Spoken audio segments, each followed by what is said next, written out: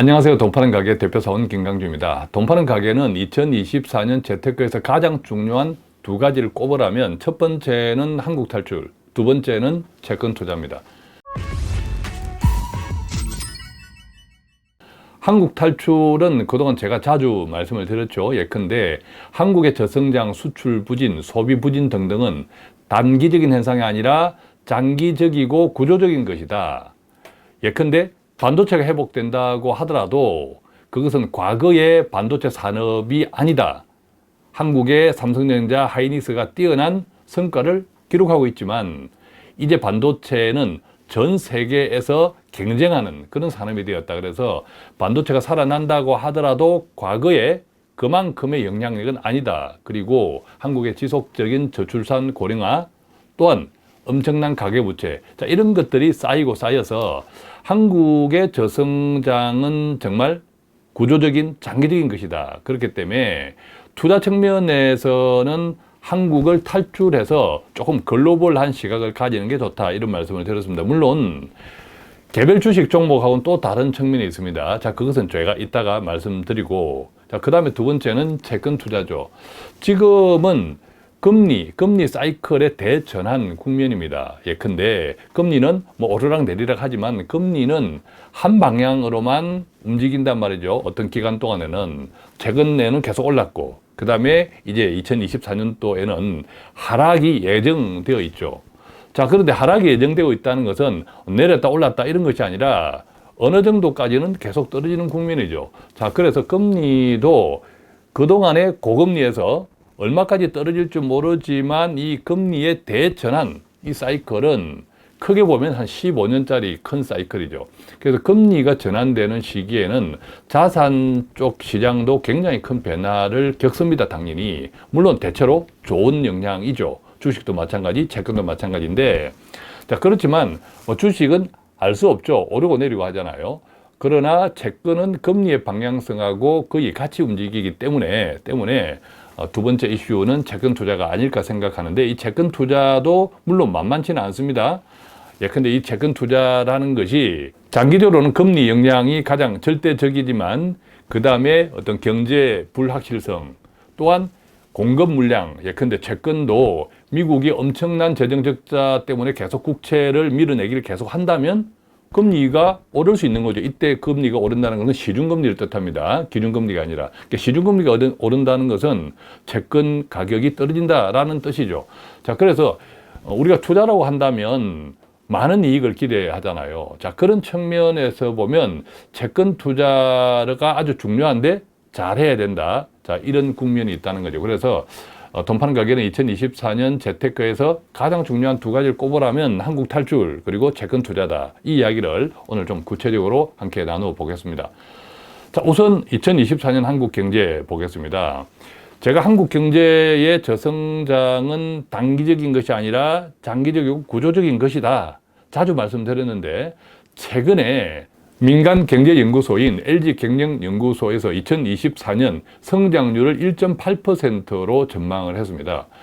일반적으로 우리가 이제 경제 전문기관은 민간이 있고 또 정부 관련 기관들이 있잖아요. 아무래도 민간들이 조금 더 뾰족하죠. 자, 그런 측면에서 LG경제연구소에서 2024년 한국의 성장률 전망을 1.8%로 예측했다. 이것은 굉장히 중요한 의미가 있습니다. 큰 테마 몇 가지 한번 살펴보면요. 한국은행의 내년 전망치가 2.1%입니다. 근데 2.1%보다도 0.3%나 낮은 수준입니다. 이것은 굉장히 폭이 큰 겁니다. 한 나라의, 한 국가의 경제 성장을 예측하는데 1년, 그것도 10년이 아니라 1년짜리를 예측하는데 0.3%포인트 정도의 차이는 굉장히 큰 수준이다. 이게 국책은행인 한국은행과 민간경제연구소의 차이다. 이렇게 먼저 한번 생각하시고요. 아무래도 저는 민간경제연구소의 예측치를 신뢰하는 편입니다. 그 다음에 2년 연속 2% 성장률에 미달할 것이다. 즉 2023년도에도 2%가 안 됐단 말이죠. 자, 그러면 내년에도 1.8%, 2%가 안 된다는 것은 앞으로 한국의 저성장이 구조적으로 고차가 될 우려가 큰일 것이다. 그 다음에 국내의 금융이나 자금 시장의 불안은 계속 이어질 것이다. 자, 그런데 이게 상당히 염려되는 것은 금리가 인하되는 국면입니다. 그런데 국내의 금융자금시장의 불안은 계속 이어질 것이다. 이것은 채권 시장 가격과도 영향이 있습니다. 자, 그러면 LG경영연구소에서 발표한 자료를 한 장의 표를 통해서 조금 더 들여다 보겠습니다. 자, 한국 경제 전망 2024년, 2023년을 대비해 놓았는데요. 전체적인 경제 성장률은 앞서 말씀드렸듯이 지난해 2023년에는 연간 2%도 안 됐습니다만 내년에도 1.8%, 2% 이하로 예상하고 있다. 두 번째, 민간 소비 증가율. 이게 내수가 굉장히 중요하잖아요. 수출이 불안정하면 내수 소비라도 받쳐줘야 되는데 이 내수 소비가 2023년에는 1.8이었는데 2024년에는 이것보다 더 떨어진다고 예측하고 있습니다. 1.5. 자, 내수가 안 좋아요. 물론 수출은 지난해보다는 조금 증가하면 좋겠지만, 자, 수출도 좋지 않다면 또 지난해보다 기대만큼 증가하지 않는다면 이게 상당히 전체적으로 불안하죠. 내수가 좋지 않으니까. 자, 건설 쪽은요, 올해보다 내년이 더 안 좋습니다. 자, 그나마 올해 건설은 한 2.3% 성장했는데 내년에는 0.8% 최악으로 떨어진다고 이해하시면 돼요. 엄청나게 갭이 큽니다. 올해 2.3인데 플러스 내년에 0.8이다. 자, 이것은 우리가 알고 있는 것처럼 PF 대출이라든지 건설 쪽이 굉장히 침체된 국면이다. 이것이 자금시장, 시중자금시장의 경색하고도 맞물려 있습니다. 이따 또 보겠습니다. 자, 그 다음에 설비투자. 자, 기업들 설비투자는 장사가 잘 된다고 하면 설비, 기계, 장비 새로 사고 구입해서 공장 늘리고 막 찍겠죠. 근데 설비투자 증가율을 보면요. 지난해가 마이너스 0.6인데 올해, 즉 2024년도에는 여전히 마이너스 0.3이에요. 그러니까 플러스가 아닙니다. 지난해 0.6보다는 조금 나아지지만 여전히 경제가 좋지 않다. 기업 측면에서 보면 그렇게 이해할 수 있겠죠. 자, 총 수출 증가율을 보겠습니다. 예측치입니다. 물론 이것은. 앞서 우리는 민간 소비가 2024년도에 더 침체할 것이다. 지난 2023년보다 그렇게 LG경제연구소가 예상했는데 그럼 수출이라도 좋아야 하잖아요. 자, 총 수출 증가율 보면 2023년 지난해에는 2.2%. 자, 그런데 2024년에는 2.1%예요. 증가하지 않습니다. 거의 비슷합니다. 그런데 내수는 좋지 않습니다. 아까 민간 소비. 또 기업도 당연히 설비 투자를 오히려 증가시키지 않습니다. 자, 이런 것들이 총 합쳐보면 2024년 경제 전망을 어둡게 만들고 있다는 거죠. 자, 수입 측면 보겠습니다. 수입 증가율은 2023년도에 2.7%였는데 2024년도는 0.5%로 크게 떨어집니다. 이것은 내수, 민간 소비가 좋지 않으니까 우리가 소비 가운데에서는 국내에서 만든 것도 있지만 해외 찍고 해외에서 들어오는 것도 많고 또 공장 가동이나 또 제품을 만드는데 여러 가지 원재료 이런 것들도 또 해외에서 들어오는 게 많잖아요. 근데 한국 경제 전반적으로 내년에 좋지 않으니까 2024년도 좋지 않으니까 총수입 증가율도 크게 떨어진다. 2023년에 비해서. 자, 그렇게 예측하고 있습니다. 자, 그럼 물가는 어떨까요? 이 물가를 보면 2023년도에는 연간 3.6% 물가 증가. 근데 2024년도에는 한 해 동안이죠. 2.8%. 물론 물가는 떨어진다고 예측하고 있지만 그 떨어지는 인하 폭이 그닥 크지 않습니다. 약 한 0.8 정도. 자, 그닥 크지 않습니다. 그 원인이 무엇일까에 대해서도 우리가 궁금해해야 하지만 물가가 크게 떨어지지 않는다고 하는 것은 한국의 이제 금리 정책, 한국은행에서 금리 정책도 굉장히 좀 복잡해지는 거죠. 자, 이 금리는 우리가 대출이라든지 또 내수 소비 여러 가지 영향을 크게 많이 주죠. 기업 경영, 또 지금 악성화되고 있는 건설 투자 쪽. 자, 그렇기 때문에 물가가 크게 떨어지지 않는다라고 하는 것은 이 모든 것은 한국 경제가 상당히 내년에 2024년도 어렵다라는 것을 한마디로 보여주는. 자, 그런데 이 표에서 제가 마지막으로 주목하기 원하는 것은 2024년 한국 경제를 상반기와 하반기로 나누어 보면 상반기는 1.9, 하반기는 1.7로 예측하고 있습니다. 무슨 말입니까? 상반기에는 2023년도에 경제가 좋지 않았기 때문에 반도체도 조금 회복된다고 하면 전체적으로 약간 기저효과가 있는 거죠. 그런데 하반기에는 기저효과도 끝나면서 좋지 않다. 자, 이것은 갈수록 좋지 않다. 이렇게 이해할 수 있는 거죠. 상반기보다 하반기가 좋지 않은 것은. 그래서 어떤 의미에서는 좀 길게 보면 2025년도도 상당히 걱정스러울 수 있다. 그래서 장기적으로 우리의 저성장이 고차가 되는 것은 아닌가, 이런 것들이 다양한 지표에서 확인할 수 있는 거죠. 자, 이 표를 몇 가지 테마로 또 정리해 보겠습니다. 자, 내년 성장률이 올해보다 높은 것은 기조효과 때문이다. 특히 상반기. 전반적인 경기 회복세는 미약할 전망이다. 아까 내수가 좋지 않았죠. 그 다음에 연간 실질 국내 총생산 성장률 1.8%인데 연간, 상반기 1.9%, 하반기 갈수록 더 나빠진다. 그 다음에 높은 물가와 고금리로 가계 소비는 계속 위축될 것이다. 가계 소비 좋지 않습니다. 그죠? 아까 표에서 봤죠. 늘어난 재고 부담으로 기업 설비 투자도 부진할 것이다. 재고가 없어야 창고에 있는 물건이 계속 팔려나가야 설비 투자도 할 건데, 재고가 장사가 안 되니까 재고가 쌓여 있어요. 그러니까 기업이 새로운 신규 설비 투자를 하기 힘들죠.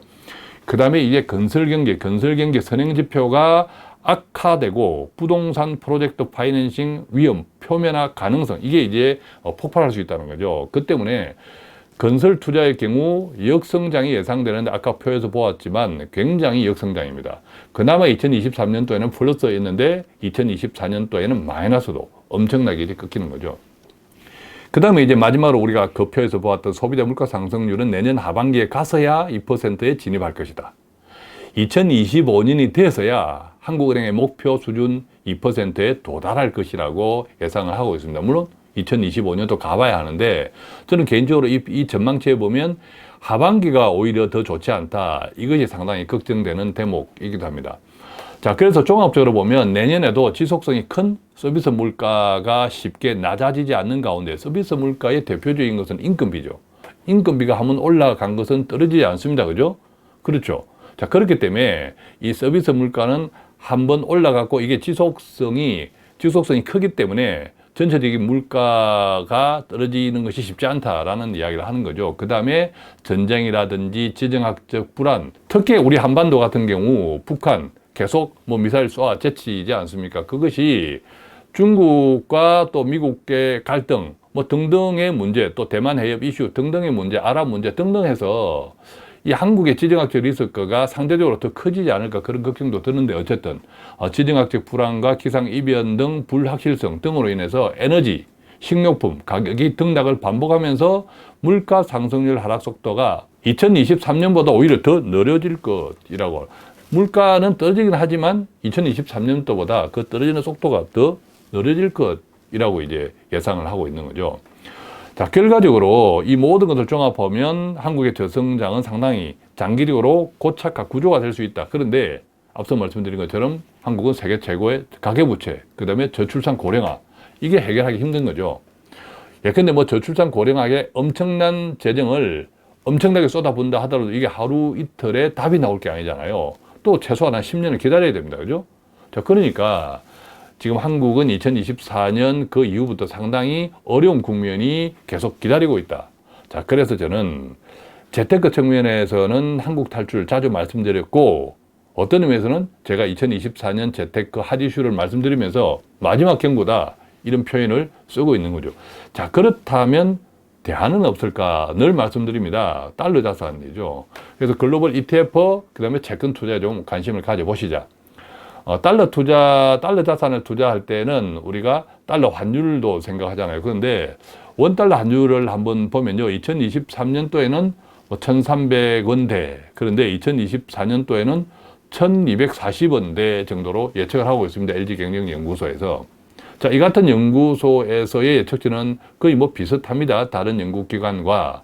자, 그러면 1,300원에서 1,240원 크게 하락하지는 않습니다. 예전처럼 1,100원대 이런 시절은 아니다라는 거죠. 자, 그런데 일반적으로 이제 환율이 떨어진다는 것은 미국의 자산, 일반적인 어떤 위험 자산의 가격이 오른다는 것을 뜻합니다. 일반적으로는 그렇다라는 겁니다. 전체적인 이제 글로벌 경제가 안정된다는 뜻이니까 상대적으로. 자, 그런 측면에서 보면 환율이 떨어지는 것이 문제가 아니라, 물론 우리 측면에서는 좋죠. 그렇지만 반대로 글로벌 ETF 달러 자산에 대한 관심을 더 많이 가져야 된다. 자, 그런 측면에서는 우리가 달러를 가지고 있으면 달러 환율이 떨어지는 것은 그 자체로서 환차손이 생길 우려는 있지만, 그래서 달러를 가지고 있지 말고 달러 자산, 즉 글로벌 미국 ETF라든지 이런 미국 국채 이런 채권 투자에 좀 동시에 관심을 가지시라라는 말씀을 계속 드리고 있습니다. 자, 그런데 이 한국 주식 투자는 어떨까? 근데 제가 시작할 때 한국 탈출 재테크 했을 때 이게 전체적인 말씀을 드리는 것이지, 근데 한국 주식의 개별 종목에 대한 성격은 조금 다르죠. 개별 기업의 특성, 또 아이템이나 콘텐츠의 특성이 다르기 때문에, 그죠? 자, 그래서 한국 주식 투자를 하고 있거나 관심을 가지신 분들은 제가 이 말씀을 드리고 싶어요. 대기업이든 여러분들이 투자하는 주식이 대기업이든 성장기업 또 중소기업이든 간에 핵심 사업이 무엇인가를 매우 잘 보셔야 된다. 근데 핵심 사업 AI 관련, 로봇 관련, 신재생 에너지 관련, 자원재생 리사이클 관련, 자, 이런 것들이 대기업이든 중소 성장 기업이든 자, 이런 사업들을 하는 기업들에 좀 주목을 하셔라. 그리고 동시에 이런 기업들에 투자를 할 때는 저가 분할 매수 전략이 좋겠죠. 그리고 또한 이 관련 종목 가운데 내가 지금 오래전에 매수해서 그런데 많이 떨어져 있어, 손실이 많아, 이런 종목들을 그냥 팔아버리고 내가 다시 주식 안 해, 이런 것도 상당히 신중하셔야 됩니다. 그 다음에 내가 지금 손실이 많은 종목을 가지고 있는데 갈아탄다면 동일 분야, 그죠? 동일 산업 분야인데 다른 종목이 내가 가진 것보다 조금 상승률이 높겠어, 뭐 그렇게 갈아타는 것은 괜찮을 수도 있겠죠. 그래서 오히려 성급한 손절은 좀 신중하시고 이런 종목들 가운데 동일 분야 갈아타기 정도는 추천할 만하다. 이렇게 개별 주식 종목은 말씀드리고 싶습니다. 자, 그 다음에 두 번째 이슈죠. 두 번째 이슈는 채권 투자입니다. 자, 채권 투자는 한마디로 그냥 정리하면 역사적인 금리 사이클입니다. 아까 말씀드렸죠. 금리 인하. 금리는 방향성이 동일합니다. 오르다가 내리다가. 근데 길게 오르고 높이 오르다가 또 길게 내리고 낮게 내리는 이것이 큰 사이클입니다. 네, 그런 측면에서 보면 지금의 금리 전환기 사이클은 한 15년 이상짜리다.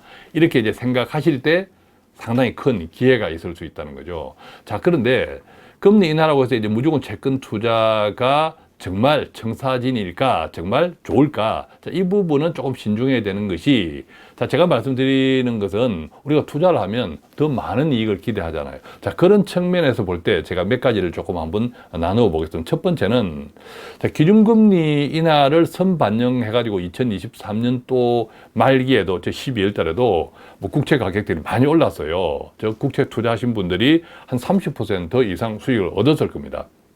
그런데 2024년도에는 기준금리 인하를 선반영하여 언제 인하가 될지 모르나 시중금리가 계속 낮아지는 것보다는 자금 시장 상황은 오히려 악화될 수 있다. 자, 이게 왜 그러냐면 미국도 상업용 부동산이 엄청 좋지 않습니다. 그죠? 우리가 뉴스에 몇 번 나왔잖아요. 근데 뭐 샌프란시스코는 상업용 부동산의 뭐 70% 이상이 공실이다. 뭐 이런 보도도 나왔습니다. 어떤 빌딩 같은 경우는. 그리고 미국의 재정 적자론에서 국채가 계속 발행을 증가시키고 또 연준이 보유하고 있는 국채를 팔아야 돈이 되잖아요. 연준에서 국채를 밀어내게 할 수도 있습니다. 그런 등등. 그 다음에 한국에도 마찬가지로 대규모 채권 만기가 도래하고 부동산 PF, 이 부실화 등이 이제 노골적으로 일어나기 시작하면 설령 금리가 떨어지는 것을 기대해서 시중금리가 낮아지는 것이 아니라 오히려 자금시장은 더 좋지 않고 채권 금리가 오를 수 있는 거죠. 기준금리가 아니라 채권 금리가 오를 수 있는 거죠. 그러면 채권 투자한 사람들은 오히려 마이너스가 될 수 있다. 그런 상황도 좀 생각해 보시라. 두 번째는 앞서 말씀드린 대로 주식시장의 방향. 채권 시장은 주식시장하고 연관되어 있습니다. 근데 우리가 채권을 매수하는 이유가 뭡니까? 안정적인 이자, 확정된 이자를 지급받기 위해 이자 메리트가 크잖아요. 이때는 주식시장이 좋지 않을 때 채권 매력이 커지죠. 채권 매력이 커지는데 더구나 금리 인하기에는. 근데 만약에 주식시장이 금리 인하기에 주식시장도 좋아 하면 주식에 투자해서 내가 기대할 수 있는 초과 이익이 내가 채권 이자 이익보다 크다고 하면 채권을 팔고 주식을 매수합니다. 그죠? 그랬을 때는 채권 투자하신 분들이 오히려 마이너스가 될 수 있는 거죠. 금리 인하 시기에도. 자, 그래서 주식시장의 방향도 한번 보시라. 세 번째는 이제 미국 국채 수급 상황을 좀 보셔야겠죠. 어쨌든 이제 미국은 재정 적자가 계속 심각하니까 대통령 선거하고 맞물려서 미국 국채를 언제 계속 발행을 할지 알 수 없습니다. 지금은 조금 자제하고 있는데, 그렇지만 큰 틀에서 보면 2023년도에 미국이 국채를 엄청나게 발행하다가 시중 자금이 형편없이 어려워졌잖아요. 시중 금융이 많이 흔들렸거든요. 그것을 한번 뜨거나 맛을 보았기 때문에 미국 국채 수급에 대해서는 미국 정부에서 조금 신중하지 않을까라는 기대는 가지고 있습니다만, 어쨌든 이 세 가지 정도가 채권 투자하시는 분들에게 영향을 주겠죠. 자, 그랬을 때 제가 큰 틀에서 한번 정리해 보면 미국 국채 투자 포인트. 자, 기회 요인과 위기 요인이죠. 기회 요인은 어쨌든 금리 사이클이 전환기라는 것은 기회 요인입니다. 좀 길게 봐야죠. 그죠?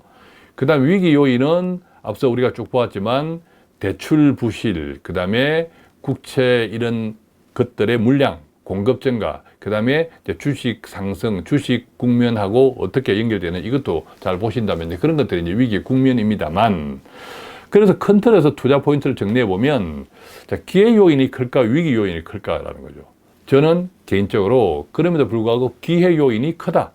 그래서 기회 요인이 크고 위기 요인은 기회 요인보다는 적다. 장기적으로 볼 때. 자, 그렇게 생각하는 결정적인 이유는 바로 앞서 말씀드린 역사적인 금리 전환 사이클이다 라는 것 때문이죠. 자, 그럼 우리가 채권 투자는 어떤 관점을 좀 가져야 될까요? 반드시 장기 투자 관점을 좀 가져야 됩니다. 반드시 여윳돈이어야 하겠죠. 자, 그렇다면 여러 가지 채권 투자에서 위기가 있을지라도 길게 보면 결국 이제 기준금리가 떨어지기 시작하면 이게 시중금리에도 영향을 당연히 크게 주잖아요. 그러면 만약 그 전에 시중 자금 사정의 경색 여러 가지 문제가 있더라도 상당히 소방수 역할을 할 수 있겠고, 또 거기에 따라서 더 떨어진다면 장기적으로 보면 채권 투자 관점에서는 상당히 유리한 국면들이 조성될 수 있겠죠. 그래서 장기적인 관점을 가지시라. 역사적인 금리 전환 사이클을 좀 중심에 두시라. 자, 이렇게 미국 국채 투자 포인트는 좀 말씀 정리해 드리겠습니다.